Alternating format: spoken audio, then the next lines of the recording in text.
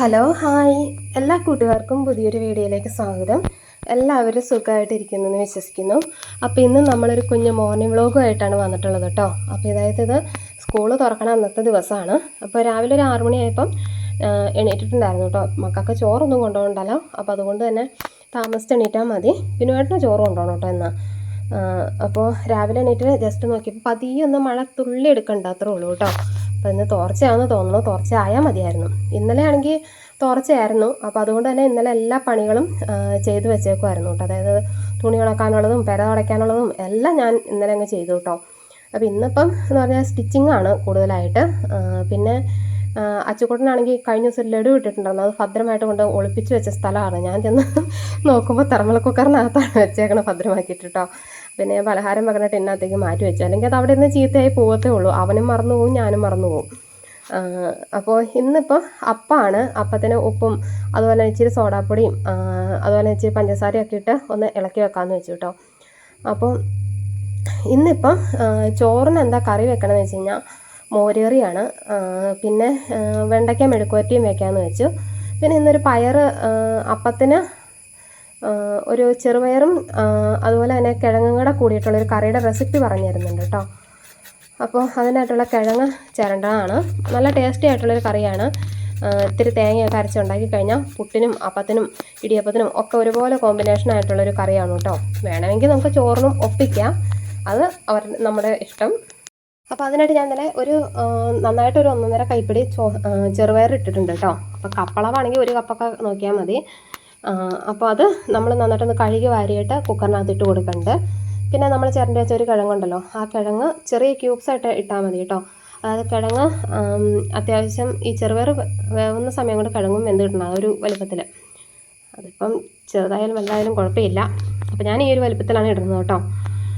അപ്പോൾ ഇനി നമുക്കിതിനകത്തേക്ക് കുറച്ച് മഞ്ഞൾപ്പൊടി, അതുപോലെ തന്നെ നമുക്ക് പിന്നെ വേണ്ടതെന്ന് പറഞ്ഞു കഴിഞ്ഞിട്ടുണ്ടല്ലോ ഉപ്പിൻ്റെ കാര്യം ആദ്യം മറന്നു. എന്തിനും ഏതിനും ഉപ്പാണല്ലോ മെയിനായിട്ട്. പിന്നെ നമുക്ക് നെകക്ക വെള്ളം ഒഴിച്ച് കൊടുക്കാം കേട്ടോ. നെക്കല മുകളിൽ നിൽക്കാൻ പാതിച്ച് വെള്ളം ഒഴിച്ച് കൊടുക്കാം. പിന്നെ ഒരു സ്പൂൺ ഇട്ട് കൊടുക്കണം. സ്പൂൺ നമ്മുടെ മസാലക്കൂട്ടൊന്നും അല്ല കേട്ടോ, വേറൊന്നുമല്ല. നമ്മുടെ എന്നാ പറയണേ, അത് വിസിലടിക്കുമ്പം ഒത്തിരി ചീറ്റി പുറത്തേക്ക് പോകണ്ടിരിക്കാൻ വേണ്ടിയിട്ടാണ്. അപ്പോൾ ഇനിയിപ്പോൾ അരപ്പിനുള്ളത് ചേർക്കാം. അരപ്പിനായിട്ട് ഇച്ചിരി തേങ്ങ എടുത്തിട്ടുണ്ട്. ഒരു 1.5 കൈപ്പിട്ടോളം തേങ്ങ എടുത്തു. പിന്നെ ഒരു 3-4 അല്ലി വെളുത്തുള്ളി. അത് വലിയ വെളുത്തുള്ളിയാണെങ്കിൽ 4 അല്ലി അല്ലെങ്കിൽ ഒരു 5-6 എണ്ണമൊക്കെ എടുക്കാം കേട്ടോ.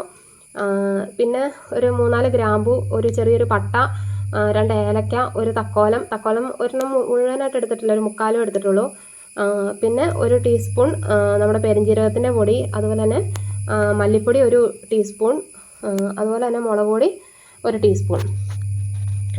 അപ്പോൾ ഇത്രയാണ് നമ്മുടെ മസാല കൂട്ട് കേട്ടോ. അപ്പോൾ ഓർഡർ അനുസരിച്ചൊന്നുമല്ല പറഞ്ഞത്. അപ്പം നമുക്ക് മനസ്സിലായ സംഭവം എന്നാന്നുള്ളത്. അപ്പോൾ ഇതെല്ലാം കൂടി നല്ല പേസ്റ്റ് പരുവത്തിനങ്ങ് അരച്ചെടുക്കുക. എന്നിട്ട് നമുക്ക് ആ സമയം കൊണ്ട് ഇത്തിരി അപ്പമുള്ളതൊക്കെ നമുക്ക് ചുട്ട് വെക്കാം കേട്ടോ. കാരണം അത് വെന്ത് വരണമല്ലോ. അപ്പോൾ വേവിൻ്റെ കാര്യമൊന്നും പ്രത്യേകിച്ച് പറയേണ്ട ആവശ്യമില്ല. ഓരോ കുക്കറിനും ഓരോ രീതിയായിരിക്കും. അപ്പോൾ അതനുസരിച്ച് വേവിച്ചെടുക്കാമെന്നുള്ളൂ. അപ്പോൾ അതേ അപ്പം അവിടെ റെഡി ആയിക്കൊണ്ടിരിക്കുന്നു. അപ്പോൾ ഈ സമയത്ത് ബിനുവേട്ടനോട് ഒരു കപ്പളക്കം കുത്തിത്തരാൻ പറഞ്ഞിട്ടുണ്ടായിരുന്നു. മുമ്പസ്ഥേക്ക് പോയെന്ന് പറഞ്ഞാൽ മുമ്പസ്ഥ ആളില്ല കേട്ടോ. അപ്പോൾ അതേ പുറകുവശത്ത് പോയി ഒരു തോട്ടിയൊക്കെ എടുത്തുകൊണ്ട് വന്ന് കുത്തണുണ്ട്. അപ്പോൾ ഒരു പഴുത്ത പപ്പായ ഉണ്ടായിരുന്നു, അതുപോലെ തന്നെ ഒരു പച്ച പപ്പായ ഇഷ്ടംപോലെ ഉണ്ടായിരുന്നു കേട്ടോ. പഴുത്ത എനിക്ക് എത്തിയല്ല, എന്നാളെ ഞാൻ പറഞ്ഞില്ലേ കുത്തിയപ്പോൾ എൻ്റെ കറക്റ്റിൻ്റെ തല ചാടണ്ടായിരുന്നു. ബിനുവേട്ടന് ഇതൊക്കെ നല്ല വശമാണ് കേട്ടോ. അത് ക്യാച്ച് ചെയ്ത് പിടിച്ചു, അല്ലെങ്കിൽ ഈ പപ്പായ താഴെ പോയി ചെതറിപ്പോയേനെ. പക്ഷെ പുള്ളി കയ്യിലേക്കും കിട്ടിച്ചാലും കിട്ടി. അപ്പോൾ ഒരു പപ്പായ പഴുത്തതും കിട്ടി, അല്ലാത്തതും കിട്ടി. അന്നേരത്തേക്കും നമ്മുടെ ചെറുപയറൊക്കെ നന്നായിട്ട് വെന്ത് ഉടഞ്ഞ് വന്നിട്ടുണ്ടായിരുന്നു കേട്ടോ. അപ്പോൾ ഞാനൊന്ന് ജസ്റ്റ് ഒന്ന് ഉടച്ചും കൂടെ കൊടുക്കുന്നുണ്ട്. എന്നിട്ട് നമ്മൾ അരപ്പ് ചേർക്കുകയാണ് കേട്ടോ. പിന്നെ അരപ്പ് ചേർക്കുമ്പം ഇത് അത്യാവശ്യം ഒന്ന് കുറുകിയിരിക്കുന്ന ടൈപ്പ് കറിയാണ്. നമ്മൾ ഇത്തിരി ഒരു വെള്ളം ചേർത്തോളൂ കേട്ടോ. എന്താണെന്ന് വെച്ച് കഴിഞ്ഞാൽ ഇത് തിളയ്ക്കുമ്പോൾ ഒന്നോടെ ഒന്ന് കുറുകി വരും, തണുക്കുമ്പോൾ ഇച്ചിരിയോടെ ഒന്ന് കുറുകി വരും. അതനുസരിച്ച് നമ്മൾ വെള്ളം ചേർത്ത് കൊടുക്കാം. നന്നായിട്ട് തിളച്ച് വന്നു കഴിയുമ്പം നമുക്കിനി കടുക് തളിക്കാം. ഇച്ചിരി അധികം എണ്ണ എടുത്തോട്ടെ. എന്താണെന്ന് വെച്ച് കഴിഞ്ഞാൽ നമ്മൾ ഉള്ളിയല്ല ഇതിനകത്തിട്ട് വഴറ്റിയല്ല മൊരിയിച്ചെടുക്കണത്, സവാളയാണ്. അപ്പോൾ എണ്ണയിൽ കടുക് ഇട്ടിട്ട് ഒരു സവാള, ഒരു മീഡിയം വലിപ്പത്തിലുള്ള ഒരു സവാള ഞാൻ അരിഞ്ഞെടുത്തിട്ടുണ്ട് കേട്ടോ. ചെറിയ സവാളയാണെങ്കിൽ 2 എണ്ണം എടുക്കാം, അത്യാവശ്യം വലിയ സവാളയാണെങ്കിൽ 1 എടുത്താൽ മതി. എന്നിട്ടത് കുറച്ച് കറിവേപ്പില ഇട്ടിട്ട് നന്നായിട്ട് മൊരിയിച്ചെടുക്കണം. വഴറ്റിയെടുക്കുമല്ല, മൊരിയിച്ചെടുക്കണം കേട്ടോ. അതായത് നമ്മൾ വറുത്തെടുക്കുമെന്നൊക്കെ പറയില്ല എന്ന് പറഞ്ഞ ഈ ഒരു പരുവം. അപ്പോൾ ഈ ഒരു പരുവത്തിനായി കഴിയുമ്പം നമ്മൾക്ക് ഇത് കറിക്കകത്തേക്ക് ഇട്ട് കൊടുക്കാം. അപ്പോൾ ഇത്രയേ ഉള്ളൂ നമ്മുടെ കറി. ഈ മസാലയുടെ ഒക്കെ ഒരു ടേസ്റ്റും കൂടി ഒരു പ്രത്യേക ഫ്ലേവർ വരുന്ന ഒരു കറിയാണ് കേട്ടോ. ഉണ്ടാക്കിയിട്ടില്ലാത്തവരൊന്നും ഉണ്ടാക്കി നോക്കണം. അപ്പോൾ എനിക്കും മക്കൾക്കും ഒക്കെ എല്ലാവർക്കും ഇഷ്ടപ്പെട്ട ഒരു കറിയാണ് കേട്ടോ. അപ്പോൾ ബിനുവേട്ടനാണ് ഈ കറിയെക്കുറിച്ച് പറഞ്ഞത്. അപ്പോൾ എന്തായാലും നല്ലൊരു കറിയായിരുന്നു. അപ്പോൾ കറി അവിടെ റെഡിയായി. അത് കഴിഞ്ഞിട്ട് പിന്നെ പെട്ടെന്ന് തന്നെ വെണ്ടയ്ക്ക മെഴുക്കുവരട്ടി വെക്കാൻ നോക്കി കേട്ടോ. അത് സാധാരണ നമ്മൾ പച്ചമുളകൊക്കെ ഇട്ടാണ് ഉണ്ടാക്കാറ്. പക്ഷേ ഇപ്പം ഞാൻ ഇങ്ങനെയാണ് കേട്ടോ ഉണ്ടാക്കുക. എണ്ണയിൽ കടുക് താളിച്ചിട്ട് ഇച്ചിരി മുളക് പൊടി അങ്ങിടും. എന്നിട്ട് സവോളയും ഉള്ളിയും വെണ്ടയ്ക്ക കറിവേപ്പില എല്ലാം കൂടി ഇട്ടിട്ട് നന്നായിട്ടൊന്ന് മുരിച്ചെടുക്കും. നല്ല ടേസ്റ്റാണ് കേട്ടോ. എനിക്കിതാണ് ഇഷ്ടം പച്ചമുളക് ഇടുന്നേക്കാളും വെണ്ടയ്ക്ക മെഴുക്കുവരട്ടി ഉണ്ടാക്കുന്നത്. നല്ലൊരു പ്രത്യേക ഒരു ഫ്ലേവർ വരും ലാസ്റ്റ്. പിന്നെ മുളക് പൊടി കരിഞ്ഞു പോകാണ്ട് നോക്കാമെന്നുള്ളത് നമ്മുടെ ഉത്തരവാദിത്തമാണ്. അപ്പോൾ ഇന്ന് വെച്ച് വെണ്ടയ്ക്ക കുറവായിരുന്നു. അപ്പോൾ അതിന് പകരം പലിശ നിർത്തിയാണെങ്കിൽ സവോള അങ്ങ് അരിഞ്ഞ് കിട്ടും. അങ്ങനെയാണല്ലോ നമ്മൾ വീട്ടമ്മമാരല്ലേ. എങ്ങനെ ഒപ്പിക്കാം എന്നുള്ളതാണ് നമ്മുടെ കണക്ക്. അത് കഴിഞ്ഞിട്ട് ധ്യാനൂട്ടിൻ്റെ പ്ലേറ്റൊക്കെ ഒന്ന് നന്നായിട്ടൊന്ന് കഴുകണം. സ്കൂളിൽ പോകണ ദിവസമല്ലേ, അപ്പോൾ ഒരു പ്ലേറ്റിന് ഒരു കളറ് വരണ്ടേ. നമ്മളെന്നും കഴുകി വെക്കണമെങ്കിൽ ഒരു മങ്ങിയ കളറായിപ്പോയി. അപ്പോൾ അതൊന്ന് കളർ വരുത്താൻ വേണ്ടിയിട്ടുള്ള ഒരു ചെറിയൊരു ടിപ്പാണ്. അപ്പോൾ ഒന്നുകിൽ നമുക്ക് ഉജാല വെള്ളത്തിൽ ഇടാം. അതിനകത്ത് ഇട്ട് വെക്കാനുള്ള സമയമൊന്നും ഇല്ലാത്തതുകൊണ്ട് ഞാൻ ഈ പണിയാണ് ചെയ്തത്. അതിനകത്ത് വേറെ നല്ലൊരു ഇത്തിരി ലിക്വിഡ് ഇട്ടിട്ടുണ്ട്. പിന്നെ സോഡാപ്പൊടി ഇട്ടിട്ടുണ്ട്. ഒരു ലേശം എന്നാ പറയുക നാരങ്ങ നീരും കൂടെ ചേർത്തിട്ട് മിക്സാക്കി എടുക്കുകയാണ് ചെയ്തത് കേട്ടോ. എന്നിട്ട് ഞാനത് പാത്രത്തിലേക്ക് തേച്ച് വയ്ക്കും. നന്നായിട്ട് നല്ല കളർ വന്നിട്ടുണ്ടായിരുന്നു കേട്ടോ. സ്റ്റീൽ പാത്രങ്ങളൊക്കെ തിളങ്ങും. പിന്നെ എളുപ്പത്തിലൊരു പണിയെന്ന് പറഞ്ഞാൽ നമ്മൾ ഈ ഉജാല വെള്ളം കലക്കിയിട്ട് അതിനകത്തേക്ക് 1 മണിക്കൂറൊക്കെ ഇട്ട് വെക്കണം. അപ്പം അത്ര നേരം ഇട്ട് വെക്കാനുള്ള സമയം ഇല്ലാത്തതുകൊണ്ടാണ് ഞാൻ ഈ പണി ചെയ്തത് കേട്ടോ. ഇതും നല്ലതാണ്, ഉജാല വെള്ളവും നല്ലതാണ്. അപ്പോൾ പാത്രം ആയിട്ടുണ്ട്. കണ്ടില്ലേ, നല്ലൊരു തിളക്കം വന്നിട്ടില്ലേ പാത്രത്തിന്. ഇത്ര മതിയെന്നേ നമ്മുടെ പിള്ളേർക്ക്. അപ്പോൾ അതവിടെ ആയി. ആ ഒരു സമയം കൊണ്ട് ഞാൻ വേഗം തന്നെ പിന്നെ കപ്പളങ്ങ അടുപ്പ് വെച്ചിട്ടുണ്ടായിരുന്നു കേട്ടോ. ഞാൻ കുക്കറിനകത്ത് വെച്ചത്, കാരണം അല്ലാണ്ട് വെന്ത് കിട്ടാച്ച പാടാണല്ലോ. അപ്പോൾ പിന്നെ അത് മോരുകറി ആക്കി അതവിടെ വെച്ചു. അത് കഴിഞ്ഞിട്ട് പിന്നെ ബിനുവേട്ടൻ ഇന്നിപ്പോൾ ചോറ് കൊണ്ടുപോകാൻ പാത്രമൊന്നുമില്ല. അച്ചുക്കൂട്ടൻ്റെ പാത്രത്തിലായിരുന്നു ഇത്രയും ദിവസം കൊണ്ടുപോയിക്കൊണ്ടിരുന്നത്. അപ്പോൾ ഇനിയിപ്പം ഇല വെട്ടിയേ രക്ഷയുള്ളൂ. അപ്പോൾ അതുകൊണ്ട് ഞാൻ ഇല വെട്ടാൻ പോകുന്നതാണ്. വാഴ പിന്നെ ഇഷ്ടം പോലെ മഴയത്ത് കിടക്കണം, കാരണം നമുക്ക് ഇല ഇഷ്ടം പോലെ ഉണ്ട് കേട്ടോ. അപ്പോൾ ഇല ഒന്ന് വെട്ടി ഒന്ന് വഴറ്റിയെടുക്കണം.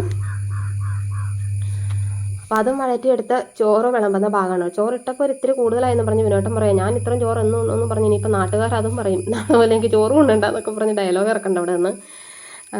അപ്പോൾ ഞാൻ പറഞ്ഞു പിന്നെ എല്ലാവരും ചെയ്യണ പരിപാടി ഇതൊക്കെ, ചോറ് പൊതിയണമൊക്കെ വീഡിയോ കാണിക്കണമെന്ന് ഞാനെങ്കിൽ പറയുകയും ചെയ്തു. അപ്പോൾ വെണ്ടയ്ക്ക മെഴുക്കുവരട്ടിയിട്ട് ചോറ് പൊതിഞ്ഞു കേട്ടോ. നേരത്തെയൊക്കെ സ്ഥിരം ബിനുവേട്ടൻ ഈ വാഴയിലക്കകത്ത് ചോറ് പൊതിഞ്ഞു കൊണ്ടിരുന്ന, ഇപ്പോഴാണ് ചോറ് കൊണ്ടൊക്കെ കുറഞ്ഞത് കേട്ടോ. അപ്പോൾ സ്ഥിരം നമ്മൾ പൊതിച്ചില്ലായിരുന്നു. പക്ഷെ ഇപ്പം ഞാനങ്ങ് പൊതിയാറില്ലാത്ത ഒരു ഇച്ചിരി പാടുപെട്ട് പൊതിയാനായിട്ട്. എന്നാലും വലിയ കുഴപ്പമില്ലാണ്ട് അങ്ങ് പൊതിഞ്ഞു വെച്ചു. അപ്പോൾ മോര് കറിയും വെണ്ടയ്ക്ക മെഴുക്കുവരട്ടിയാണ് ഇന്നത്തെ ചോറൂണിനുള്ള കറി എന്ന് പറഞ്ഞാൽ. അപ്പോൾ അതവിടെ ആയി. അത് കഴിഞ്ഞിട്ട് പിന്നെ അവർ പോയി കേട്ടോ, സ്കൂളിൽ പോയി. ബിനുവേട്ടൻ കൊണ്ടുവിടുക ചെയ്തേ.